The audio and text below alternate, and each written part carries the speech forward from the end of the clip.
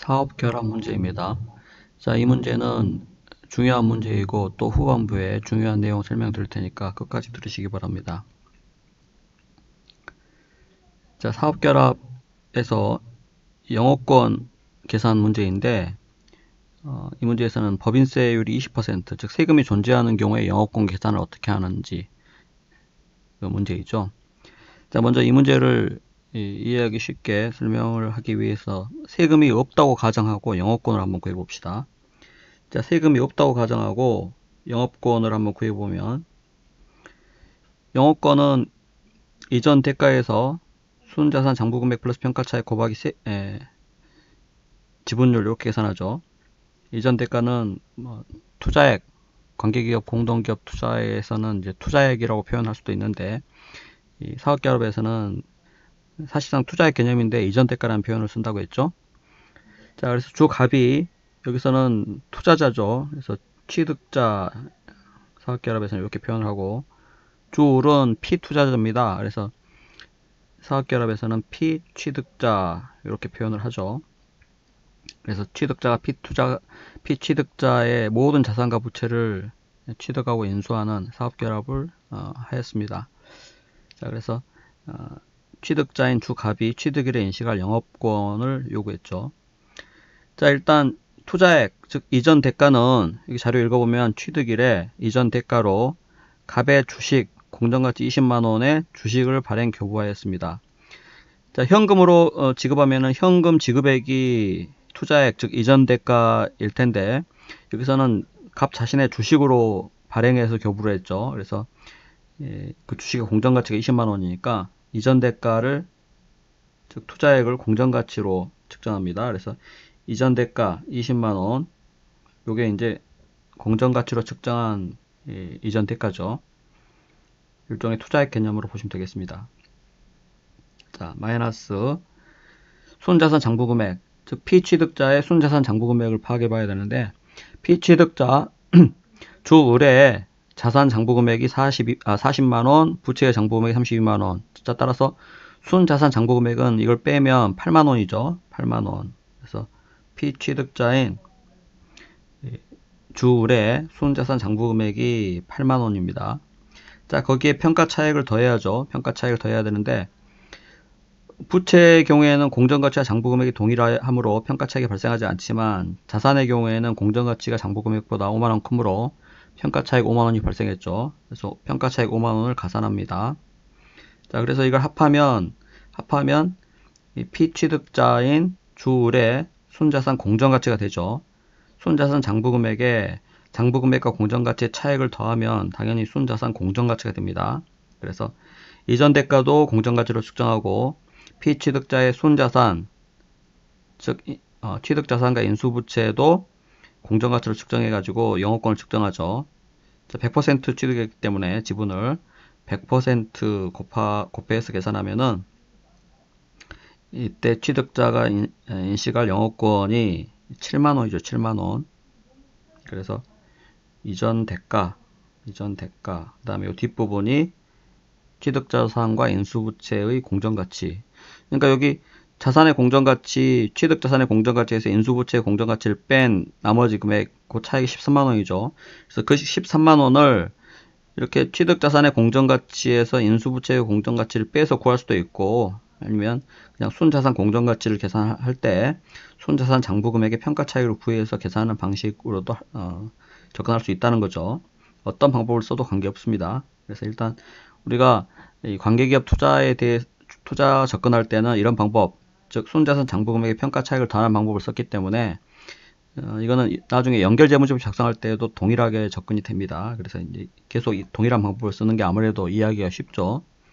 문제 풀 때도 동일한 방법을 써서 접근하는 것이 문제 풀이하는 것도 훨씬 더 단순할 것입니다. 그래서 순자산 장부금액의 평가차액, 순자산 장부금액 더하기 평가차액, 이렇게 해가지고 이제 계산을 하죠. 자, 이게 이제 세금이 존재하지 않을 때의 영업권입니다.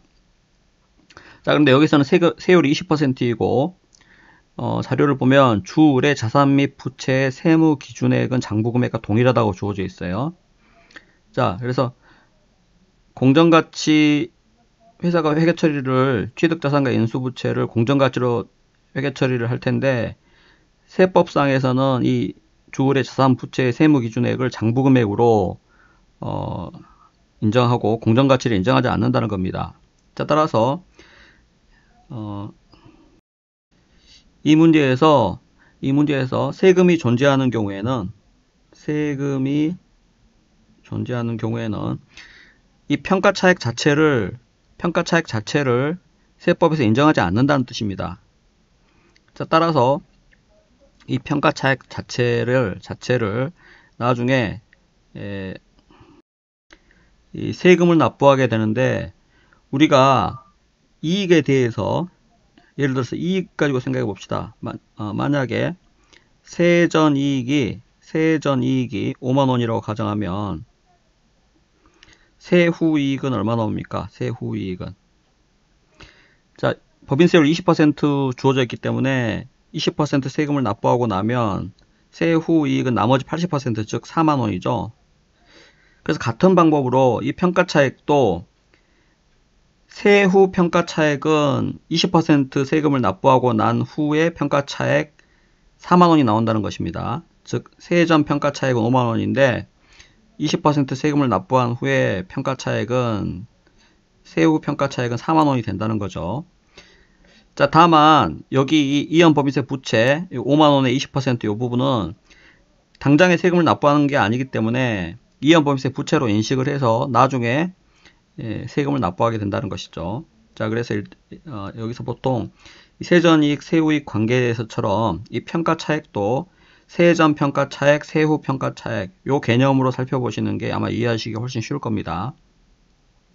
자, 결국 이 문제에서 세금이 존재하는 경우에는 이 평가차액이 세금 납부한 후에 평가차액 4만원으로 바뀌므로 이 평가차액 5만원이 이연법인세 부채 세금 효과를 고려한 후에 평가차액이 이게 4만원이므로 영업권이 7만원이 아니라 이게 4만원으로 바뀌므로 영업권이 8만원으로 증가하게 된다는 것이죠.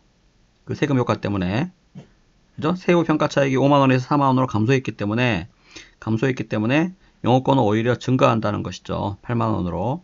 자, 그래서 일단 답은 5번인데, 자, 몇 가지 더 주의하실 점 설명을 드리면, 자, 자료에 보면 취득일 현재 주갑이 미래 실현 가능성이 높지 않다는 판단 하에 이연법인세 자산을 인식하지 않은 세무상 결손금 7만원을 가지고 있었는데 사업결합으로 인해서 이 세무상 결손금의 미래 실현 가능성이 높아졌다고 판단했습니다. 자, 이 갑이 가지고 있던 세무상 결손금의 어떤 세금 혜택을 과거에는 세금 혜택을 보지 못한다고 판단하고 이연법인세 자산을 인식하지 않았는데 이 사업결합으로 인해서 이 세금 혜택을 볼 가능성이 높아졌습니다. 자, 따라서 이연법인세 자산을 인식하는 문제가 생기는데 이 갑이 가지고 있던 세무상 결손금과 관련해서는 이거는 사실상 사업결합으로 인한 어떤 부수적인 효과이지 사업결합으로 인해서 취득한 자산이나 인수한 부채가 아니라는 거죠. 자, 따라서 이 부분에 대해서는 사업결합의 회계 처리하고는 전혀 무관한 사항입니다. 그래서 이 부분은 사실상 문제 자료에 주어지지 않은 것이나 다름없이 접근을 해도 된다는 것이죠. 그래서 이 부분을 꼭 주의하시기 바라고, 그 다음에 회계 처리를 살펴보고 한 가지 더 중요한 내용을 설명드리겠습니다. 자, 일단 이 회계 처리의 관점에서 살펴보게 되면 세금이 없을 때의 회계 처리를 한번 봅시다. 자, 사업결합 회계 처리를 보면 세금이 없다고 보고 이제 회계 처리를 한번 해보겠습니다. 자, 주을에 자산을 인수했는데 자산 부채를 모두 취득 인수했죠. 공정가치로 측정하기 때문에 취득한 자산과 인수부채를 모두 공정가치로 측정하기 때문에 그 갑이 사업결합을 해서 의뢰 자산을 공정가치 45만원으로 측정해서 회계 처리를 해야 될 것입니다.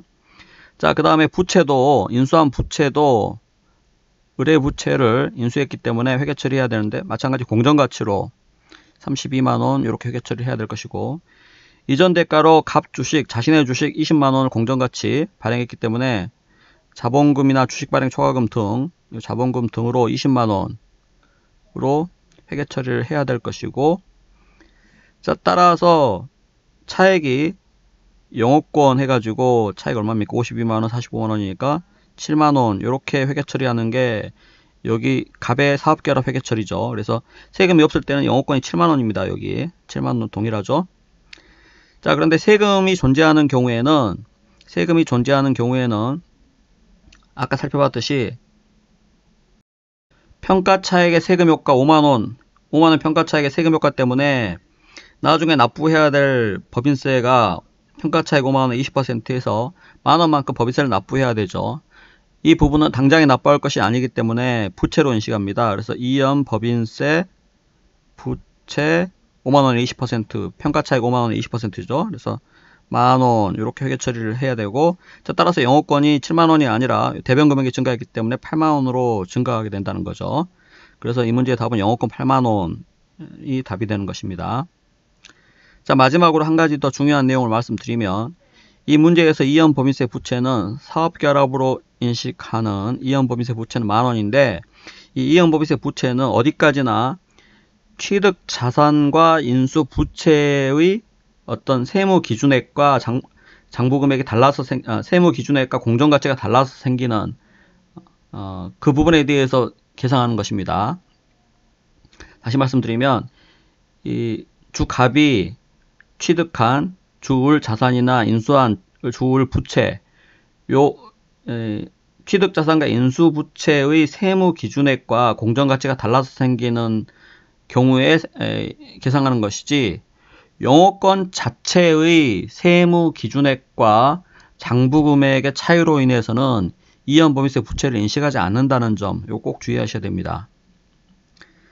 취득 자산과 인수 부채의 세무 기준액과 공정 가치의 차액 때문에 생기는 법인세 효과는 이연 법인세 부채로 인식을 하지만, 영업권 자체의 어떤 세무 기준액과 장부 금액과의 차액으로 인해서 이연 법인세는 인식하지 않는다는 점이죠. 왜냐하면 영업권과 관련해서 생기는 법인세 효과 가지고 이연 법인세 부채를 인식하게 되면 이연 법인세를 인식하는 것만큼 영업권이 다시 증가되고, 그죠?